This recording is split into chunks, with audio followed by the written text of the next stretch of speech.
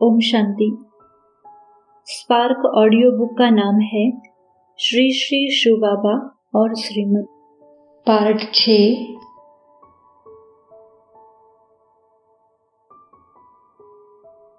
श्रीमत और स्मृति एवं विस्मृति। श्रीमत और स्मृति एवं स्थिति का संबंध। हमको परमात्मा की स्मृति अर्थात याद कैसी हो, उसके लिए भी बाबा ने श्रीमत दी है। बाबा ने कहा है, जैसे पतिव्रता स्त्री की बुद्धि सिवाय पति के और कहीं नहीं जाती, ऐसे ही तुम्हारी बुद्धि में एक बाप की याद रहे। जैसे आशिक माशूक एक दूसरे को याद करते, कर्म करते आशिक माशूक के सामने खड़ा हो जाता है। जैसे छोटे बच्चे को माँ की याद रहती, उसकी गोद राजसिंहासन से भी अधिक सुखदायी होती है।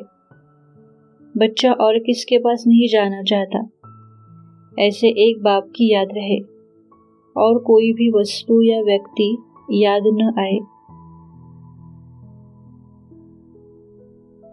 अव्यक्त मुरली 24 जनवरी 70। जब अविनाशी आत्मिक स्थिति में रहेंगे तभी अविनाशी सुख की प्राप्ति होगी। आत्मा अविनाशी है ना। अव्यक्त आनंद, अव्यक्त शक्ति, सदैव वरदाता की याद में रहने से यह वरदान अविनाशी रहेगा। सारी सृष्टि में सबसे प्रिय वस्तु वही है, तो उनकी याद भी स्वतः ही रहनी चाहिए। फिर उनकी याद भूलते क्यों हो? जरूर और कुछ याद आता होगा। कोई भी बात बिना कारण के नहीं होती, विस्मृति का भी कारण है। अव्यक्त मुरली 25 जनवरी 70। हमारा हर कर्म सुखदायी हो, यह है ब्राह्मण कुल की रीति। अगर याद भूल जाते हैं तो बुद्धि कहाँ रहती है?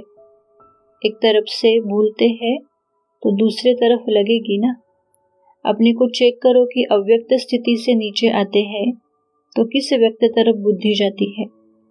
जरूर कुछ रहा है, तब बुद्धि वहां जाती है। अव्यक्त मुरली 20 अक्टूबर 69। स्मृति को छोड़ेंगे ही नहीं तो विस्मृति कहाँ से आएगी? सूर्यास्त हो जाता है तब अंधियारा हो जाता है। सूर्यास्त ही न हो तो अंधियारा कैसे आए? वैसे ही अगर स्मृति का सूर्य सदा कायम रखेंगे तो विस्मृति का अंधियारा आ नहीं सकता। अव्यक्त मुरली 21 जून 72। सिर्फ भाग्यशाली बनने से भी मायाजित नहीं बन सकेंगे। भाग्यशाली के साथ साथ शक्तिशाली भी बनना है। सदाकार शक्तिशाली स्थिति में स्मृति में स्थित नहीं होते, तब हार होती है। जहाँ स्मृति है वहाँ विस्मृति का आना असंभव है। अव्यक्त मुरली 27 फरवरी 72। बलिहार जाने वाले की हार नहीं होती है। स्मृति समर्थी को लाती है और समर्थी में आने से ही कार्य सफल होते हैं। अर्थात जो सुनाया, खुशी, मस्ती, नशावा, निशाना सभी हो जाता है। अव्यक्त मुरली 3 अक्टूबर 71। कल्प पहले भी पास किया था। यह नहीं समझते कि अगर अनेक बार यह अनुभव नहीं किया होता तो आज इतने समीप कैसे आए। यह स्मृति स्पष्ट और सरल रूप में रहे, खींचना न पड़े। जरूर कोई माया की खिंचावट अभी है, इसलिए बुद्धि में कल्प पहले वाली स्मृति स्पष्ट और सरल रूप में नहीं आती है। अव्यक्त मुरली 4 जुलाई 71। त्रिमूर्ति के इस एक ही चित्र की स्मृति में सारे ज्ञान का सार समाया हुआ है। रचयिता और रचना के ज्ञान से यह प्राप्ति होती है। मूंझो नहीं। बाप की याद व बाप के कर्म द्वारा, बाप की याद व बाप के गुणों द्वारा बाप की याद है तो वह भी याद ही हुई ना। याद के कोर्स को मुश्किल करते करते फोर्स नहीं आता है, कोर्स में ही रह जाते हो। साकार रिवाइज मुरली 24 मई 2005। इस विश्व नाटक में हम पार्टधारी हैं। अभी हमने 84 का चक्र पूरा किया है। यह तुम बच्चों की स्मृति में आना चाहिए। भारत कितना सालवंत था, भारत की ही सारी कहानी है, साथ साथ अपनी भी। यह सारी स्मृति आई है, यह दिन स्मृति में लाना पड़े।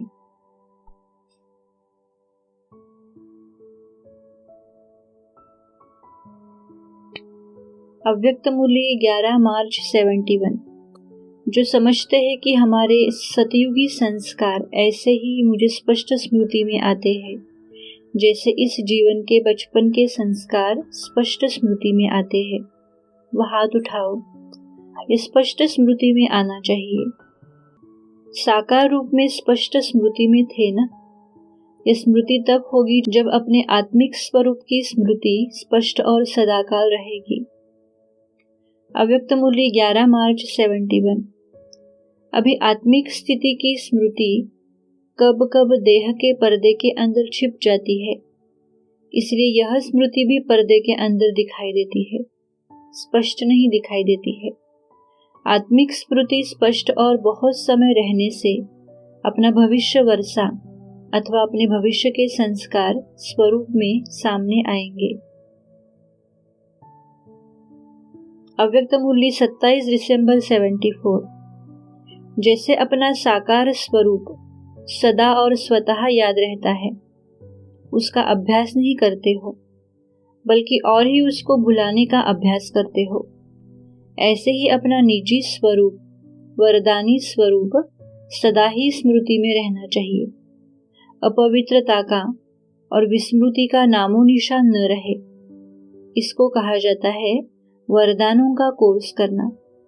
क्या ऐसा कोर्स किया है? अव्यक्त मूल्य 26 जून 74। आप सब अपने मस्तक की रेखाओं को जान और देख सकते हो, परंतु कैसे? बाप दादा के दिल तख्त नशीन बनकर, स्मृति के तिलकधारी बनकर, नॉलेजफुल और पावरफुल स्टेज पर स्थित होकर देखेंगे तो स्पष्ट जान सकेंगे। अपनी पोजीशन को छोड़कर माया की अपोजिशन की स्थिति में वह स्टेज पर स्थित होकर अपने को व अन्य आत्माओं को जब देखते हो तो स्पष्ट दिखाई नहीं देता। अव्यक्त मूल्य 15 अप्रैल 74। समस्या के सीट को संभालने नहीं लग जाओ, लेकिन सीट पर बैठकर समस्या का सामना करना है। अब तो समस्या सीट की याद दिलाती है। इससे सिद्ध होता है कि दुश्मन ही शस्त्र की स्मृति दिलाते हैं, लेकिन स्वतः और सदा स्मृति नहीं रहती। दुश्मन आए ही नहीं, समस्या सामना न कर सके, शूली से कांटा बनना यह भी फाइनल स्टेज नहीं है। अव्यक्त मूल्य 25 जनवरी 74। जैसे अपना साकार स्वरूप सदा स्मृति में रहता है, क्या वैसे ही अपना निराकारी स्वरूप सदा और सहज स्मृति में रहता है? यह भी अपना निजी और अविनाशी स्वरूप है, यह भी सहज स्मृति में रहना चाहिए। अब इसी स्मृति स्वरूप के अभ्यास की गुह्यता में जाना चाहिए। अव्यक्त मूल्य 1 अक्टूबर 75। सुहाग की निशानी तिलक गाया हुआ है, सदा बाप के साथ है। यह सदा विजय का तिलक अपने माथे पर लगा रहे। सदा यह स्मृति रहे कि मैं कल्प कल्प की विजयी आत्मा हूं, अभी की नहीं।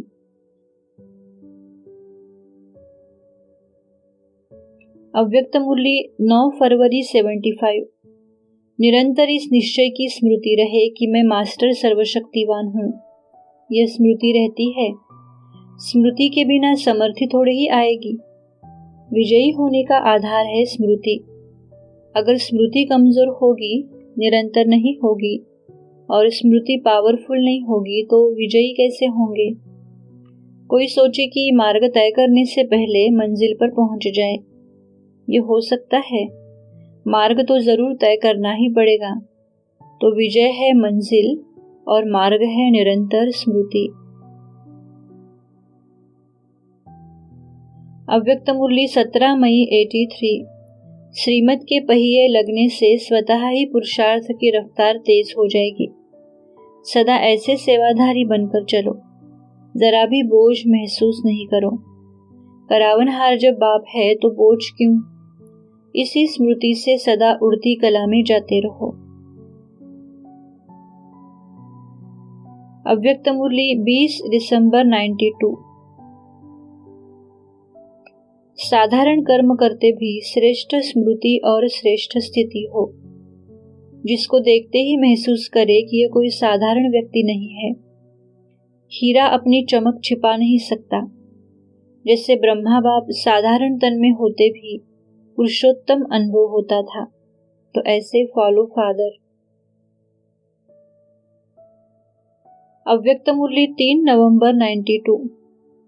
जैसी स्मृति होती है वैसी स्थिति होती है, और जैसी स्थिति होगी वैसे कर्म होंगे। जब यह स्मृति रहती है कि मैं हीरो पार्टधारी आत्मा हूँ, तो स्वतः ही हर कर्म श्रेष्ठ होता है। अनेक अज्ञानियों के बीच आप ज्ञानी आत्मा प्यारी अनुभव हो, इसको कहा जाता है हीरो पार्टधारी। अव्यक्त मुरली 25 नवंबर 93। चलते फिरते खाते पीते बेहद वर्ल्ड ड्रामा की स्टेज पर विशेष पार्टधारी अनुभव करते हो। इस सारे ड्रामा का आधार आप हो ना, तो सदा यह स्मृति रहे कि मैं विशेष पार्टधारी हूँ। इसलिए हर कर्म विशेष हो, हर कदम विशेष हो, हर सेकंड हर संकल्प श्रेष्ठ हो। अव्यक्त मुरली 26 मार्च 93। सदैव स्मृति रखो कि कंबाइंड थे, कंबाइंड है और कंबाइंड रहेंगे। कोई की ताकत नहीं जो अनेक बार के कंबाइंड स्वरूप को अलग कर सके। जहाँ प्यार होता है वहाँ अधिकार भी होता है। अधिकार का नशा है ना, इतना बड़ा अधिकार सतयुग में भी नहीं मिलेगा। अव्यक्त मुरली 20 दिसंबर 92।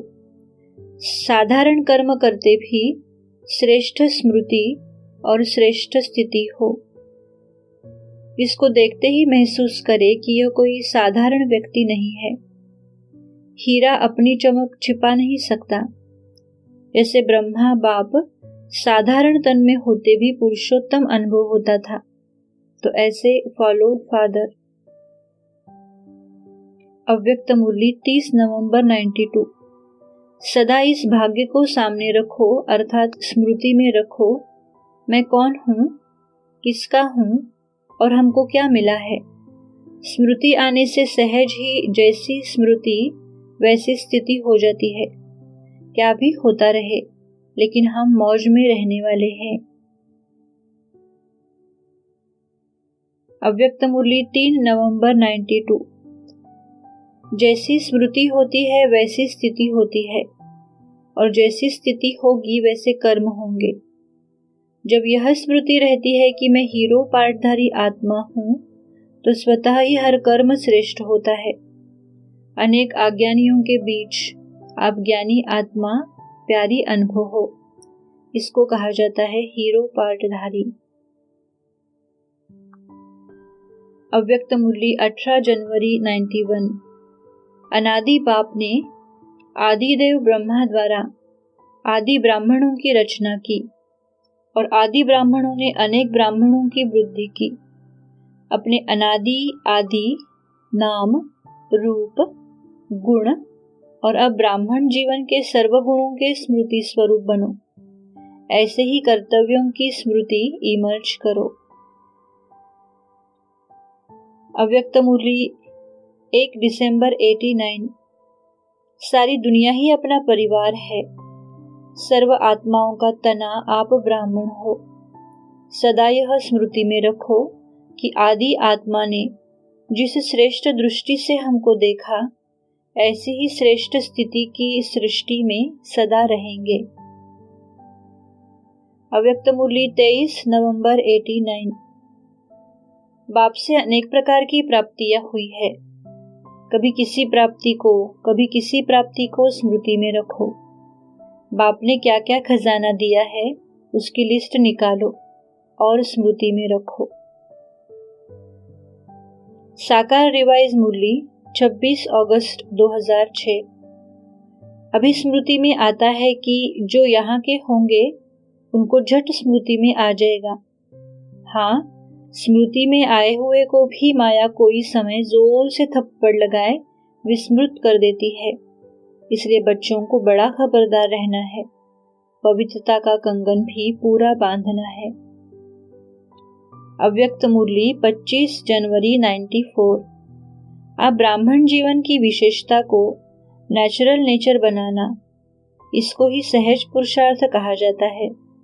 सिर्फ एक मैं विशेष आत्मा हूँ, इस स्मृति में स्थित हो जाओ तो बाप समान बनना अति सहज अनुभव करेंगे। श्रीमत और मौन स्थिति। मौन स्थिति का अभ्यास भी अवस्था को योगयुक्त और समर्थ बनाने में बहुत सहायक है। इसलिए ही बाबा ने यज्ञ स्थापना के आदि में और बीच में भी मौन का अभ्यास कराया, जिसकी यादगार में भक्ति मार्ग में भी मौन रखते हैं। मौन भी दो प्रकार का होता है, एक मन का मौन, दूसरा वाचा का मौन। योग की सफलता के लिए दोनों की आवश्यकता है। साकार रिवाइज मुरली 11 नवंबर 2005। पहले तुम बच्चों को अंतर्मुख होना है, किससे जास्ती टिक टिक नहीं करनी है। अल्फ को समझने से फिर कोई संशय नहीं होगा। अव्यक्त मुरली 14 जनवरी 90। चेक करो बोल द्वारा एनर्जी और समय कितना जमा किया और कितना व्यर्थ गया। जब इसको चेक करेंगे तो स्वतः ही अंतर्मुखता के रस को अनुभव कर सकेंगे। अंतर्मुखता का रस और बोलचाल का रस, इसमें दिन रात का अंतर है।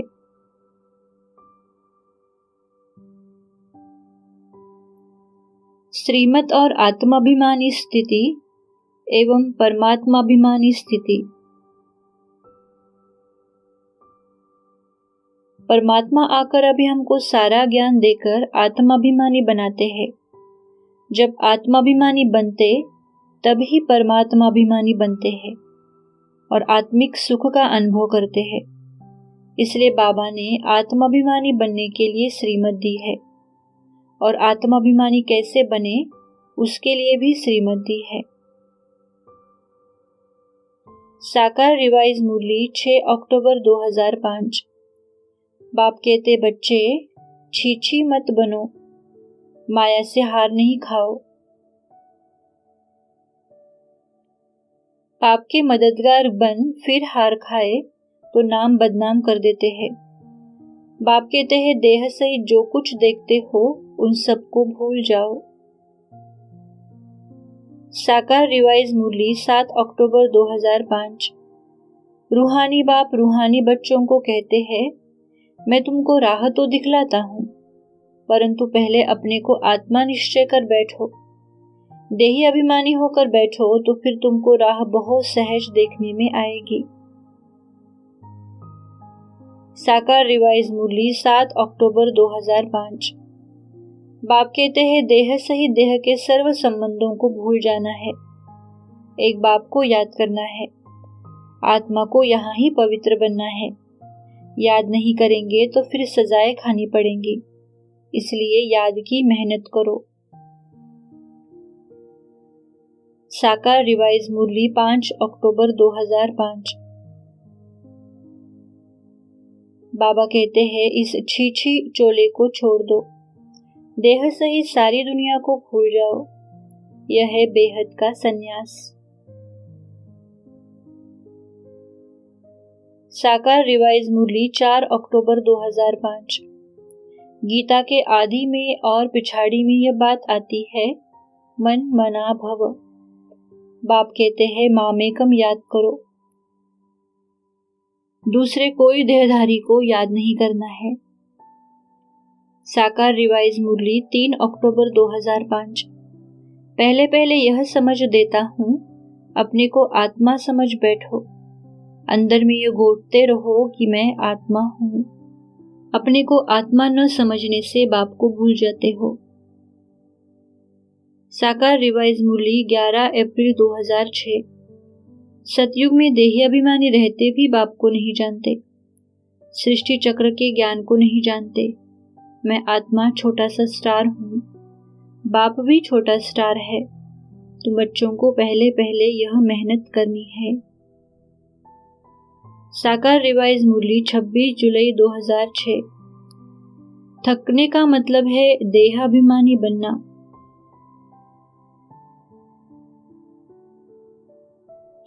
देहाभिमान में आने से धंधाधोरी बच्चे याद आ जाते हैं। धंधाधोरी बच्चों आदि के चिंतन में मरेंगे तो मुफ्त में अपनी बर्बादी कर देंगे। देही अभिमानी बनने में ही आबादी होती है। साकार रिवाइज मुरली 23 जून 2006। श्रीमत पर तुम ही चल सकते हो। अगर कहाँ श्रीमत पर न चले तो माया पछाड़ती रहेगी। श्रीमत पर चलो, नहीं तो त्राही त्राही करना पड़ेगा। जितना श्रीमत पर चलेंगे उतना श्रेष्ठ बनेंगे। बाप सम्मुख बैठ समझाते हैं, बच्चे देह अभिमान छोड़ दो, देही अभिमानी बनो, निरंतर याद करो।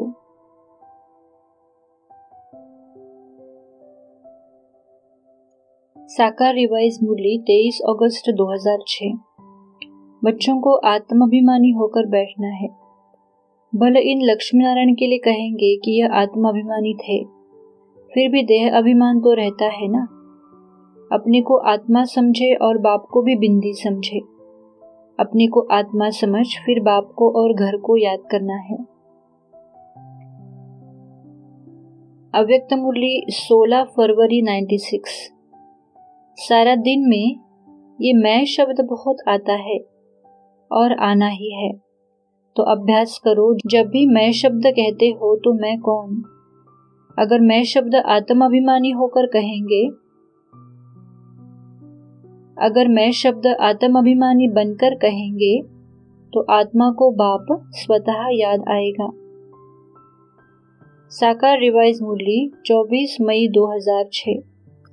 जब तक तुम अपने को आत्मा नहीं समझेंगे तब तक बाप को भी याद नहीं कर सकेंगे। जब तक आत्मा को ही नहीं जानते हो तब तक आत्मा के बाप को कैसे जान सकेंगे। घड़ी घड़ी अपने को आत्मा निश्चय करो, आत्मा अभिमानी बनो। साकार रिवाइज मुरली 12 मई 2006। अच्छे बुरे संस्कार आत्मा में रहते हैं, उन संस्कारों अनुसार शरीर भी ऐसे मिलता है। पहली पहली मुख्य बात बच्चों को देही अभिमानी होकर रहना है।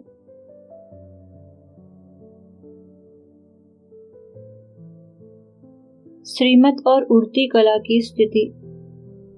बाबा ने जो ज्ञान दिया है और श्रीमत दी है, उसके अनुसार उड़ती कला का अनुभव वही कर सकता है जो विश्व नाटक के ज्ञान को समझकर न भूतकाल का चिंतन करता है और न भविष्य की चिंता करता है, जो न अपने ऊपर किसी का बोझ रखता है और न वह स्वयं किसी पर बोझ होता है।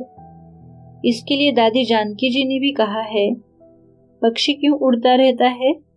क्योंकि वह न भूतकाल का चिंतन करता न भविष्य की चिंता करता है। वो किसी के ऊपर बोझ नहीं होता है और न उसके ऊपर किसी का बोझ होता है, इसलिए वह स्वच्छंद गगन में उड़ता है।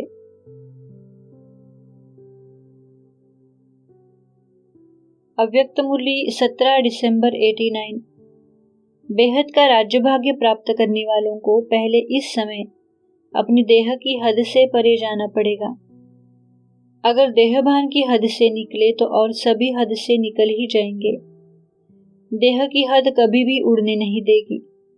सदा यह नशा रखो कि बेहद के बाप के बालक और बेहद के वर्षे का मालिक हूँ, अर्थात बालक सो मालिक हूँ।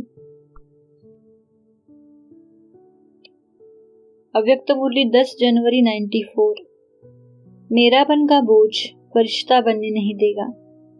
कोई भी मेरापन, मेरा स्वभाव, मेरा संस्कार, मेरी नेचर, कुछ भी मेरा है तो बोझ है, और बोझ वाला उड़ नहीं सकता, फरिश्ता बन नहीं सकता। मेरापन अर्थात मैलापन, सर्व के प्यारे इसको कहा जाता है फरिश्ता। कोई कोई के प्यारे तो फरिश्ते नहीं, सर्व के प्रति कल्याण की भावना हो।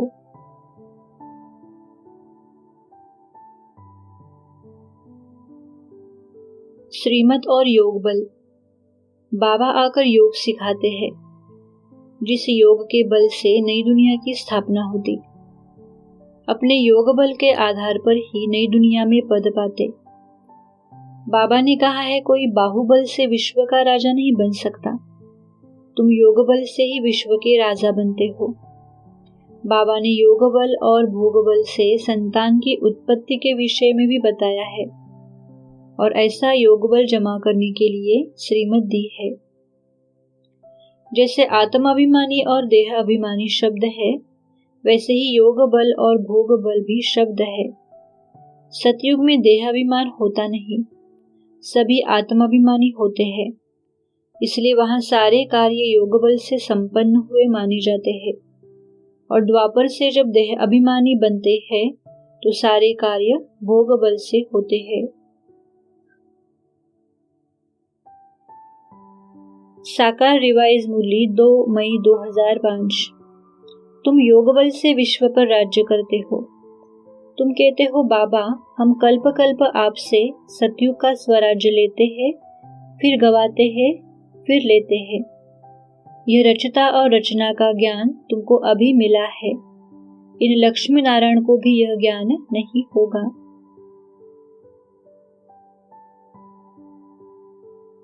साकार रिवाइज मुरली 4 फरवरी 2005। सतयुग त्रेता युग में संतान उत्पत्ति योग बल से होती है, और द्वापर कलयुग में संतान भोग बल अर्थात विषय भोग के द्वारा होती है। योग बल से संतान उत्पत्ति के विषय में बाबा ने मोर का, पपीते आदि का उदाहरण भी दिया है। बाबा ने मुख के प्यार आदि से संतान उत्पत्ति की बात भी कही है। कहने का तात्पर्य कि सतयुग त्रेता युग में संतान उत्पत्ति विषय भोग से नहीं होगी, इसलिए उसको स्वर्ग कहा जाता है, और भोग बल की दुनिया को नरक कहा जाता है। तुम हो डबल अहिंसक, न काम कटारी न वह लड़ाई। श्री कृष्ण का चित्र तो कॉमन है, मोर मुकुटधारी। तुम बच्चों ने साक्षात्कार भी किया है कि वहां जन्म कैसे होता है। साकार रिवाइज मुरली 8 अक्टूबर 2004। सतयुग को स्वर्ग कहा जाता है।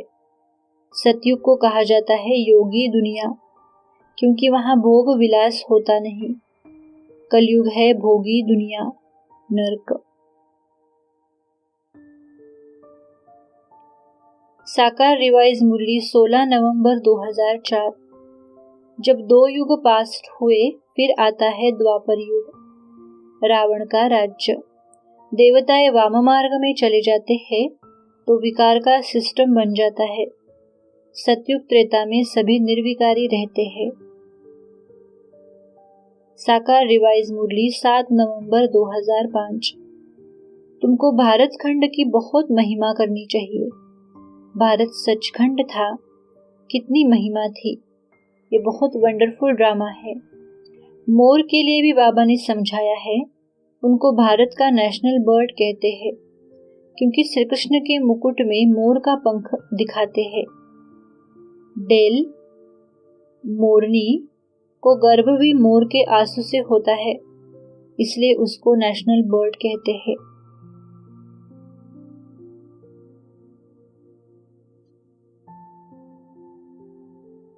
श्रीमत और योग का प्रयोग। बाबा ने अनेक बार मुरलियों में योग का प्रयोग करने के लिए श्रीमत दी है, परंतु विचारणीय बात है कि बाबा ने योग का प्रयोग अर्थात बाबा का आशय योग के एक्सपेरिमेंट करने के लिए या प्रयोग अर्थात यूटिलाइज करने के संबंध में है। योग बल तो एक ब्रह्मास्त्र है जो अचूक है, अर्थात वह कभी निष्फल नहीं हो सकता। इसलिए उसके एक्सपेरिमेंट अर्थात वह प्रभावित होगा या नहीं, इसका तो कोई प्रश्न ही नहीं उठता। हाँ, जिसके योग में जितनी अधिक शक्ति होगी उसका प्रभाव उतना ही प्रभावशाली होगा। इसलिए हम अनुभव करते हैं कि बाबा का योग का प्रयोग का आशय योग को कार्य में लगाने अर्थात यूटिलाइज करने से है। अव्यक्त मुरली 1 फरवरी 94। योग का शक्तियों का गुणों का प्रयोग करो। पहले स्व के प्रति प्रयोग करो। जब स्व के प्रति प्रयोग में सफल हो जाएंगे तो दूसरी आत्माओं के प्रति प्रयोग करना सहज हो जाएगा, और जब स्व के प्रति सफलता अनुभव करेंगे तो आपके दिल में औरों के प्रति प्रयोग करने का उमंग उत्साह स्वतः ही बढ़ता जाएगा। अव्यक्त मुरली 25 नवंबर 93। बाप दादा ने देखा, योगी तो बने हैं लेकिन प्रयोगी कम बनते हैं। योग की जो परिभाषा जानते हो, वर्णन करते हो, वे सभी विशेषताएं प्रयोग में आती है। सबसे पहले अपने आप में चेक करो कि अपने संस्कार परिवर्तन में कहाँ तक प्रयोगी बने हो, क्योंकि आपके श्रेष्ठ संस्कार ही श्रेष्ठ संसार के रचना की नींव है। अगर समय पर योग की शक्तियों का प्रयोग नहीं हुआ तो इसको क्या कहा जाएगा? धारणा। धारणा शब्द को बाबा ने अनेक रूपों में प्रयोग किया है। सत्य ज्ञान की धारणा भी धारणा है, दैवी गुणों की धारणा भी धारणा है, शक्तियों की धारणा भी धारणा है। सब प्रकार की धारणाएं ब्राह्मण जीवन की सफलता के लिए अति आवश्यक है। इसलिए बाबा ने धारणा के लिए श्रीमत दी है। वास्तव में यथार्थ ज्ञान की धारणा से ही आत्मा में दैवी गुणों और शक्तियों की धारणा होती है।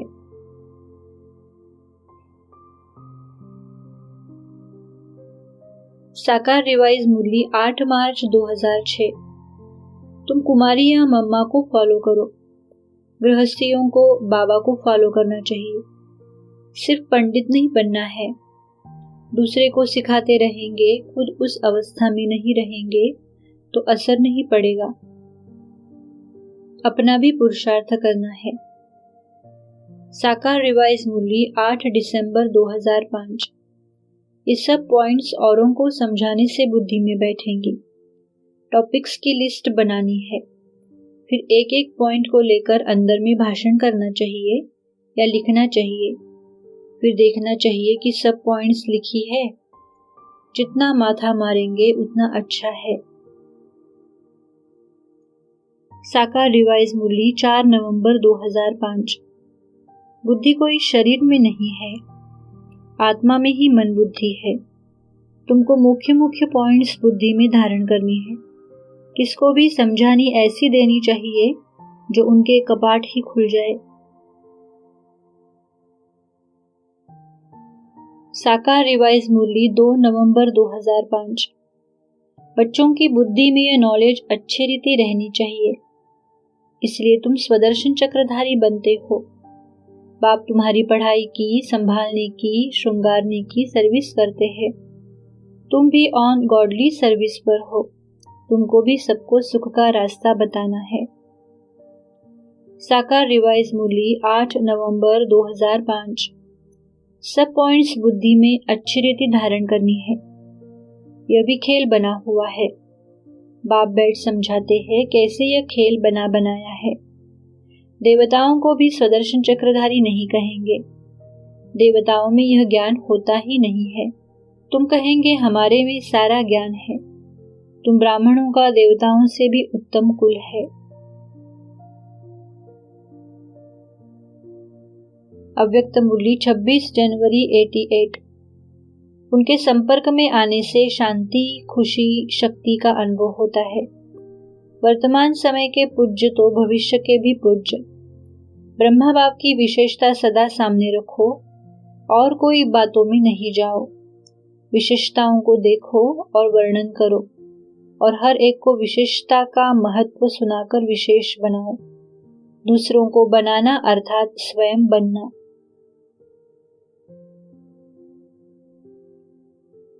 श्रीमत और ईश्वरीय गुण एवं दैवी गुण। अभी हम संगम युग पर ईश्वरीय संतान है और भविष्य में देवी देवता बनने का पुरुषार्थ कर रहे हैं। तो हमारे में ईश्वरीय गुण अर्थात ज्ञान गुण शक्तियां भी होनी चाहिए और दैवी गुण भी होने चाहिए।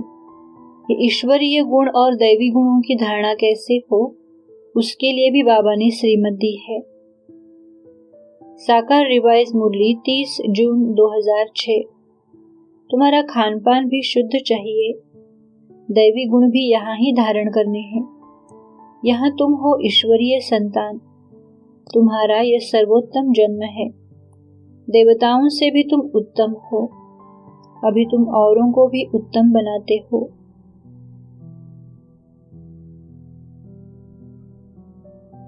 अव्यक्त मुरली 25 नवंबर 95। जो फाइनल रिजल्ट होगी तो उसमें पहली मार्क्स प्रैक्टिकल धारणा स्वरूप को मिलेंगी। जो दूसरों को सुनाते हो, वैल्यूज पर भाषण करते हो, उसकी पहले स्वयं में चेकिंग करो, क्योंकि सेवा की 1 मार्क है तो धारणा की 10 मार्क्स है। व्यर्थ बहुत चलता है, इसलिए सेवा में बुद्धि बिजी रहे, इसलिए यह सेवा का साधन है। अव्यक्त मुरली 18 जनवरी 94। सदा इस स्नेह के वरदान को स्मृति में रखो। स्नेह ही सहज योग है, स्नेह में समाना ही संपूर्ण ज्ञान है। सतयुग है ही परमात्मा स्नेह का युग। भविष्य में तो स्थूल हीरे मोतियों से सजेंगे। ये परमात्मा प्यार के हीरे मोती अनमोल है, इनसे सदा सजे सजाए रहो।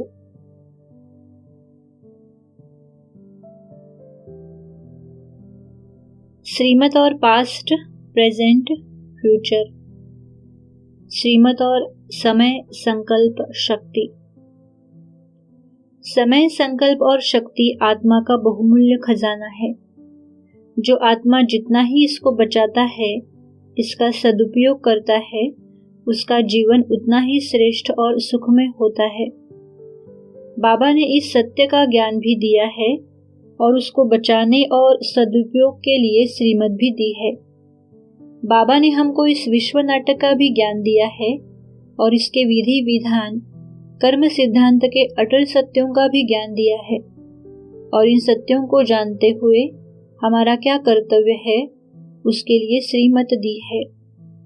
बाबा ने श्रीमत दी है, बनी बनाई बन रही, इसलिए बीती का कोई चिंतन भी नहीं करना है, अर्थात 1 सेकंड पहले बीती हुई बात का संकल्प मात्र भी चिंतन न चले।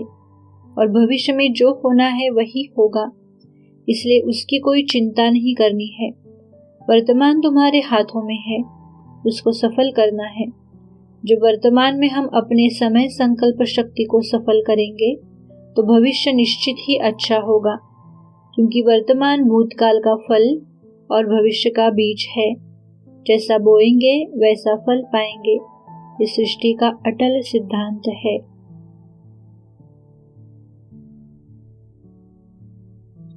इक्कीस दिसंबर 2005। मधुबन निवासियों के क्लास में दादी जानकी जी ने अपने विषय में बताया कि हमारी एनर्जी कहाँ से आ रही है, क्योंकि मैं वर्तमान में ही जीती हूँ, अर्थात न भूतकाल का चिंतन करती और न भविष्य की चिंता करती, सदा वर्तमान को सफल करती हूँ। यही बाबा की श्रीमत है। अव्यक्त मुरली 14 जनवरी 90। संकल्प की शक्ति सबसे फास्ट शक्ति है। कोई भी शक्ति की कमी है तो समय पर धोखा मिल सकता है, तो सब शक्तियां अपने पास है, ये चेक करो। अव्यक्त मुरली 22 मार्च 96। समय, संकल्प, संपत्ति सब सफल करो, सफलता पाओ। सफल करना है बीज और सफलता है फल। अगर बीज अच्छा है तो फल नहीं मिले, यह हो नहीं सकता। बीज में कुछ कमी है तो सफलता का फल नहीं मिलता।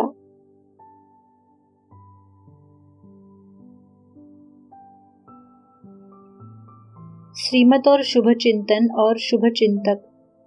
चिंतन आत्मा का स्वभाव है, परंतु चिंतन क्या करना है और क्या नहीं करना है, ये समझ की बात है और इस पर जीवन की उन्नति और अवनीति का आधार है।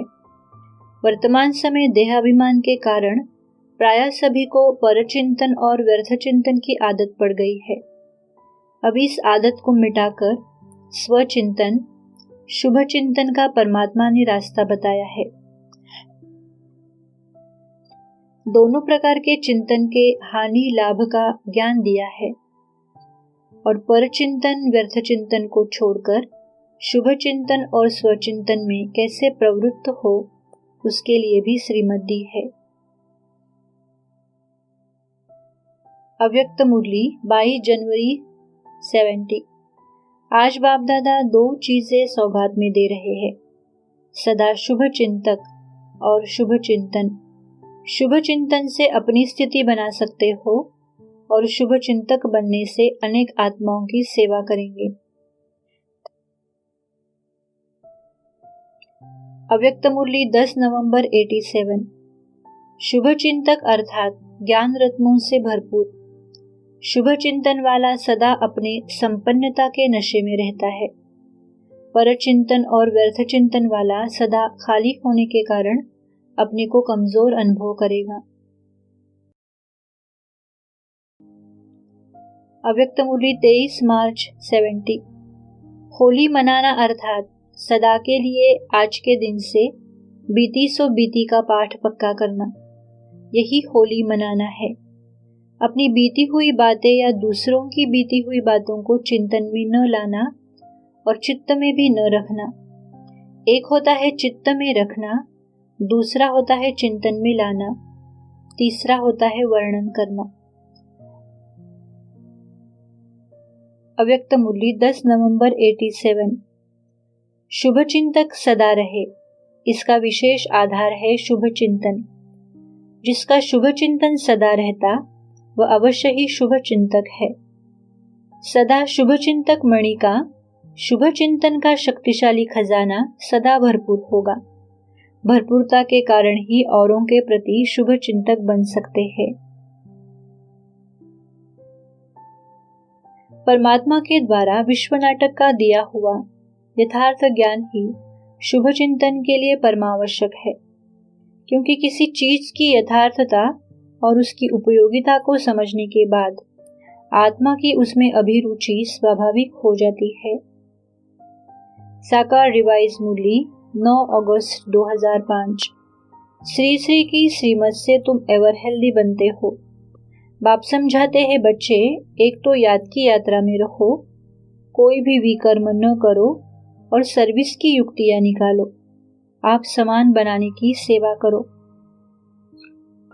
साकार रिवाइज मुरली 3 अप्रैल 2006। तुम हो ईश्वरीय सेल्वेशन आर्मी। सेल्वेशन कहो, सदगति की आर्मी कहो। अभी तुम बच्चों पर रिस्पॉन्सिबिलिटी है सबको गति सदगति का रास्ता बताने की। सारा दिन यही ख्यालात चलते रहे कि हम किसका कल्याण कैसे करें। अव्यक्त मुरली 25 दिसंबर 89। करावनहार बाप है और करने के निमित्त में आत्मा हूं। इसको कहते हैं असोच, अर्थात एक की याद। शुभ चिंतन में रहने वाले को कभी चिंता नहीं होती। जहाँ चिंता है वहाँ शुभ चिंतन नहीं, और जहाँ शुभ चिंतन है वहाँ चिंता नहीं हो सकती। अव्यक्त मुरली 18 जनवरी 96। 2 शब्द याद रखो, एक शुभ चिंतन और दूसरा सभी के प्रति शुभ चिंतक। शुभ चिंतन और शुभ चिंतक दोनों का संबंध है। अगर शुभ चिंतन नहीं तो शुभ चिंतक भी नहीं बन सकते। शुभ चिंतक बन शुभ वाइब्रेशंस दो तो बदल जाते हैं।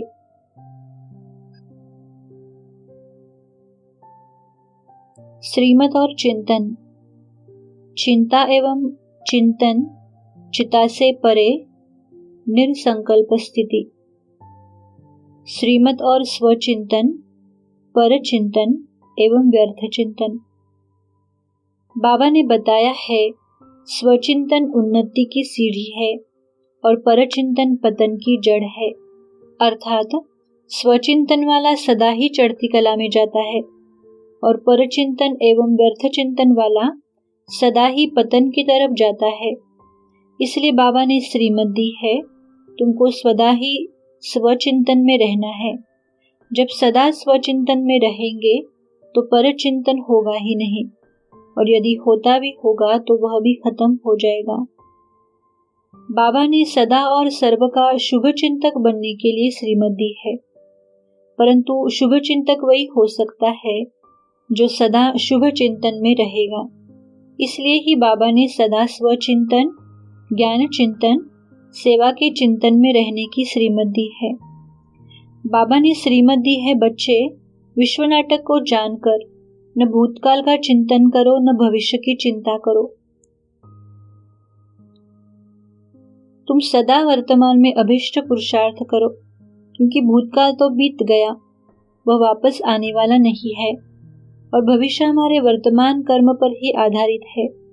इसलिए वर्तमान में अच्छा पुरुषार्थ करने वाले का भविष्य निश्चित ही अच्छा होगा। इसलिए बाबा ने चिंतन और चिंता से परे स्वचिंतन में रहकर अपनी मूल स्थिति में स्थित होने के अभ्यास के लिए भी श्रीमत दी है। बनी बनाई बन रही, अब कुछ बननी नाही, चिंता ताकि कीजिए जो अनहोनी होए।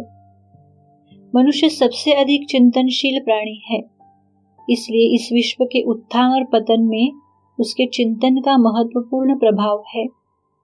हमारा चिंतन सदा शुभ रहे, यह हमारा परम कर्तव्य है। बाबा ने कहा है, स्वचिंतन उन्नति की सीढ़ी है और परचिंतन पतन की जड़ है। स्वचिंतन क्या है और कैसे करना है, उसके लिए भी बाबा ने श्रीमत दी है।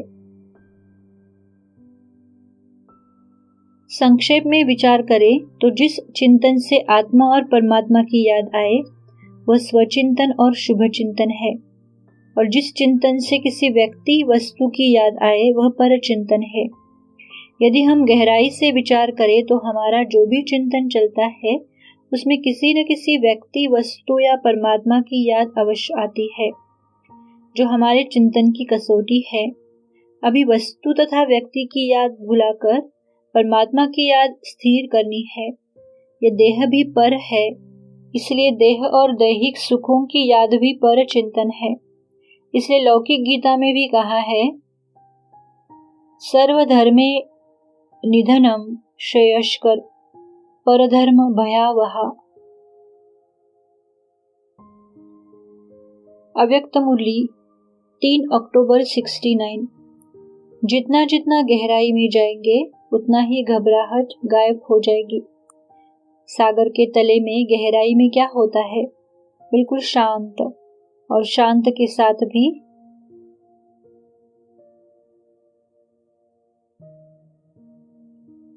अव्यक्त मुरली 3 अक्टूबर 69। जितना जितना गहराई में जाएंगे उतना ही घबराहट गायब हो जाएगी। सागर के तले में गहराई में क्या होता है? बिल्कुल शांत, और शांत के साथ प्राप्ति भी होती है। साकार रिवाइज मुरली 10 दिसंबर 2004। इन बातों पर बच्चों को अच्छी रीति विचार भी करना है। हम आत्माएं ऊपर से आई है शरीर से पार्ट बजाने। बाप सदैव परमधाम में रहते हैं। यहाँ एक ही बार संगम पर आते हैं जब दुनिया को बदलना होता है। अव्यक्त मुरली 10 नवंबर 87। वैभव व व्यक्ति चिंता को मिटाने वाले नहीं, चिंता को उत्पन्न कराने के निमित्त बन जाते हैं। शुभ चिंतक आत्माएं औरों के भी व्यर्थ चिंतन, पर चिंतन को समाप्त करने वाले हैं। अव्यक्त मुरली 13 जनवरी 86। ऐसा निश्चय बुद्धि जो पांव भी कोई हिला न सके, ऐसे निश्चय बुद्धि सदा निश्चिंत रहते हैं। अगर जरा भी कोई चिंता है तो निश्चय में कमी है। चाहे ड्रामा में निश्चय की कमी है, चाहे अपने आप में निश्चय की कमी है, चाहे बाप में निश्चय की कमी है। ऐसे निश्चय बुद्धि बच्चों की विजय निश्चित है। साकार रिवाइज मूल्य 3 अक्टूबर 2001। तुमको नॉलेज देने वाला वर्ल्ड ऑलमाइटी अथॉरिटी नॉलेजफुल बाप है। सदैव बुद्धि में यह ज्ञान टपकता रहे तो तुम सदा खुशी में रहेंगे, फिक्र से फारिग हो जाएंगे। अव्यक्त मूल्य 2 मई 74। जो सर्व में संपन्न होता है उसकी आंख व बुद्धि कोई किसी तरफ नहीं डूबती। वो सदा रूहानी फकुर में रहते हैं। अनेक व्यर्थ संकल्पों व अनेक तरफ बुद्धि व दृष्टि जाने से परे, सर्व फिक्रों से फारिग और अपने बाप द्वारा मिले हुए खजाने में सदा रमण करता रहता है। साकार रिवाइज मूल्य 10 अगस्त 2005। बाप कहते हैं, बच्चे फिक्र मत करो, सेवा में मेहनत करो, तुम्हारा कुछ भी व्यर्थ नहीं जाएगा। तुम्हारा काम है सबको राइट बताना। साकार रिवाइज मूल्य 26 नवंबर 2005। जैसे कल्प पहले महल आदि बनाए हैं, बनाएंगे फिर भी वैसे ही जैसे कल्प पहले बनाए होंगे। उस समय वह बुद्धि आपे ही आ जाएगी। उसका ख्याल अब क्यों करे, इससे तो बाप की याद में रहे। अभी याद की यात्रा में तोड़ निभाना है और बहुत खुशी में रहना है कि हमको बाप मिला है। अव्यक्त मूल्य 18 नवंबर 93। दुनिया वालों को हर कदम में चिंता है और आप सबके हर संकल्प में परमात्मा चिंतन है, इसलिए बेफिक्र हो। निश्चय है और निश्चिंत है। टीचर्स को कोई चिंता है? चिंता से कभी सफलता नहीं होगी। चलाने वाला चला रहा है, कराने वाला करा रहा है, इसलिए सब सहज होना ही है। सिर्फ निमित्त बन तन मन धन सब सफल करते चलो। साकार रिवाइज मूल्य 23 अक्टूबर 2005। सब बच्चे एक साथ तो रह नहीं सकते। भले साथ वाले डायरेक्ट ज्ञान सुनते हैं और दूर वालों को देरी से मिलता है, परंतु ऐसे नहीं कि साथ वाले जास्ती उन्नति को पाते हैं और दूर वाले कम उन्नति को पाते हैं। नहीं, प्रैक्टिकल में देखा जाता है जो दूर है वे जास्ती पढ़ते हैं और उन्नति को पाते हैं। साकार रिवाइज मूल्य 23 अक्टूबर 2005। ये सब बातें बुद्धि में धारण करनी है। कोई विरले है जो सदैव पॉइंट्स लिखते रहते हैं। तुम बच्चों को पॉइंट्स लिखनी चाहिए, बहुत महीन महीन पॉइंट्स है। बच्चों को अपनी उन्नति के लिए ख्याल करना है। यह है ज्ञान रत्न। अव्यक्त मूल्य 1 फरवरी 75। मुख्य तौर पर तो पहली स्टेज स्वचिंतक कहाँ तक बने हैं, इस पर ही तीनों सब्जेक्ट्स की रिजल्ट आधारित है। सारे दिन में चेक करो कि स्वचिंतक कितना समय रहते हैं। जैसे विश्व परिवर्तक बनने के कारण विश्व परिवर्तन के प्लान्स बनाते रहते हो, समय भी निश्चित करते ही रहते हो, ऐसे ही स्वचिंतक बन संपूर्ण बनने की विधि हर रोज नए रूप से नई युक्तियों से सोचते हो।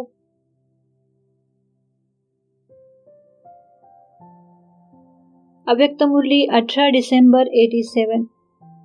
जो हुआ वह अच्छा हुआ, यह निश्चय बुरे को भी अच्छे में बदल देता है, क्योंकि हिसाब किताब चुकत होने के कारण वह समय प्रति समय प्रैक्टिकल पेपर ड्रामानुसार होने के कारण बातें आएंगी, आती रही है और आती भी रहेंगी।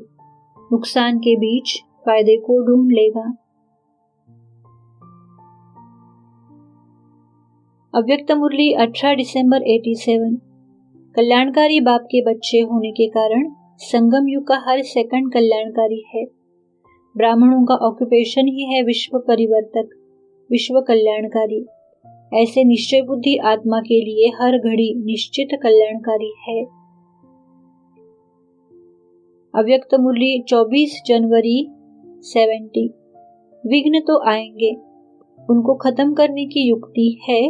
सदैव समझो कि यह पेपर है, अपनी स्थिति की परख यह पेपर कराता है, इसमें घबराना नहीं है, उसकी गहराई में जाकर पास करना है। साकार रिवाइज मुरली 25 अप्रैल 2005। हमारा धंधा ही सर्विस करना है। सर्विस करते रहेंगे तो सारा दिन विचार सागर मंथन होता रहेगा। यह बाबा भी विचार सागर मंथन करता होगा ना, नहीं तो यह पद कैसे पाएगा। साकार रिवाइज मुरली 24 मई 2005। यह है याद की अग्नि जिससे विकर्म विनाश होते हैं। एक बाप से प्रीत बुद्धि होना है। सबसे फर्स्ट क्लास माशूक है जो तुमको भी फर्स्ट क्लास बनाते हैं। ये सब विचार सागर मंथन करेंगे तो तुमको बड़ा मजा आएगा। अव्यक्त मुरली 24 मई 71। जो बातें मनन की जाती है उनको वर्णन करना सहज हो जाता है, तो मनन करते और वर्णन करते चलो। यह भी दो बातें हुई। मनन करते करते मगन अवस्था ऑटोमेटिकली हो जाएगी। जो मनन करना नहीं जानते वह मगन अवस्था का भी अनुभव नहीं कर सकते। अव्यक्त मुरली 19 अप्रैल 71। दूर से ही जान जाते हैं कि यह ब्रह्मा कुमार है। अब ब्रह्मा कुमार के साथ साथ तपस्वी कुमार दूर से ही दिखाई पड़ो, ऐसा बनकर जाना है। वह तब होगा जब मनन और मगन दोनों का अनुभव करेंगे। अव्यक्त मुरली 16 अक्टूबर 75। अभी तो जो मिलता है उसको बुद्धि में जमा करते जाते हो, फिर बैठ जब रिवाइज करके उनकी महीनता व गुह्यता में जाएंगे तब दूसरों को भी गुह्यता में ले जा सकेंगे। साकार रिवाइज मुरली 3 मार्च 72। प्रेम से ज्ञान सुनाओ। पहले तो अच्छी रीति मंथन करना पड़े। शिव बाबा तो विचार सागर मंथन नहीं करते हैं। यह विचार सागर मंथन करते हैं बच्चों को देने के लिए। फिर भी हमेशा ऐसे समझो कि शिव बाबा समझाते हैं। इनका भी यह नहीं रहता है कि मैं सुनाता हूँ, शिव बाबा सुनाते हैं। इसको निरहंकारी पना कहा जाता है। याद एक शिव बाबा को ही करना है। साकार रिवाइज मुरली 7 दिसंबर 2005। अभी तुमको इस विकारी दुनिया से वैराग्य है। तुमको ये सब बातें अच्छी रीति धारण करनी है, नोट करना है और परहेज भी रखनी है। दैवी गुण धारण करने हैं। साकार रिवाइज मुरली 1 दिसंबर 2005। सारा दिन यही ख्यालात चलते रहे कि कैसे सेंटर खोल सर्विस को बढ़ाए। बाबा पावन बनने के लिए युक्तियां बताते रहते हैं। बच्चों को उसमें ही रमण करते रहना है। बाप के सिवाय और कोई नई दुनिया की स्थापना की मत नहीं दे सकते। अव्यक्त मुरली 20 दिसंबर 92। समय आपका इंतजार कर रहा है और आपको इंतजाम करना है। समय का इंतजार नहीं करना है, सर्व को संदेश देने का और समय को संपन्न बनाने का इंतजाम करना है। अव्यक्त मुरली 19 नवंबर 89। प्रश्न चित्त कभी भी प्रसन्न चित्त नहीं रह सकता। अगर क्यों क्या के प्रश्नों की रचना रच ली तो पालना करनी ही पड़ेगी। इसलिए इस व्यर्थ रचना को कंट्रोल करो। ओम शांति।